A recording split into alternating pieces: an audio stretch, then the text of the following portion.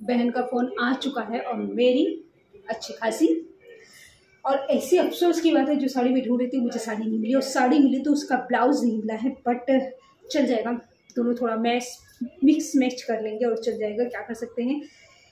इसके सिवा मेरे पास और कोई दूसरा चारा नहीं है, तो ये पहनेंगे और फटाफट यहाँ से निकलेंगे, क्योंकि वैसे मेरे होने वाली ही खले बले। और ये अक्सर मेरे साथ ही होता है, जब मुझे कोई चीज़ चाहिए उस समय नहीं मिलेगी, लेकिन जब नहीं चाहिए रहता तो सारी चीज़ें मेरे सामने दिखती। तो पहले हम तैयार होते हैं और जाते हैं। तो मेरी हो गई भाई तैयार और ऐसे में जा रही हूँ। इतना डर तो मुझे पांडे जी का नहीं रहता है जितना अपनी छोटी बहन का। जिनकी छोटी बहनें होंगी उनको पता होगा कि कितना डर रहता है छोटी बहन का, कि भाई जैसी देर पहुँचेंगे वैसे ना सुनाने लगेंगी। तो मेरी हकबकी से आपको लग रहा है कि मेरी कौन सी छोटी बहन का मुझे डर सता रहा है। तो मैं जा रही हूँ अभी, और फिर वहाँ पे देखते हैं क्या माहौल है।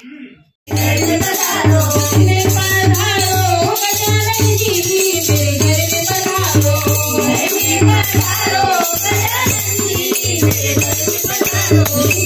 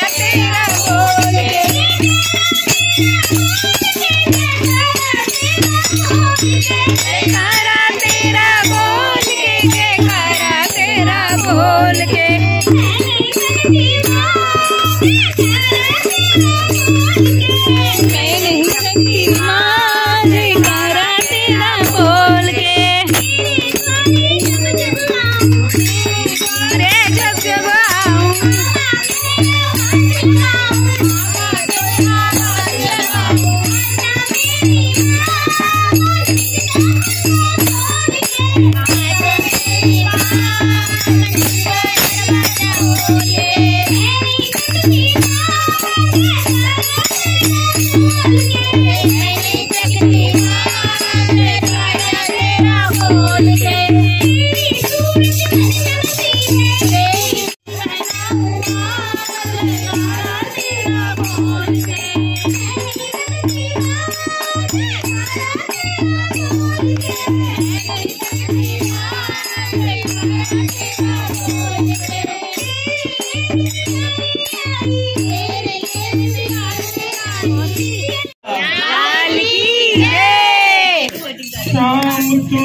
मिलने का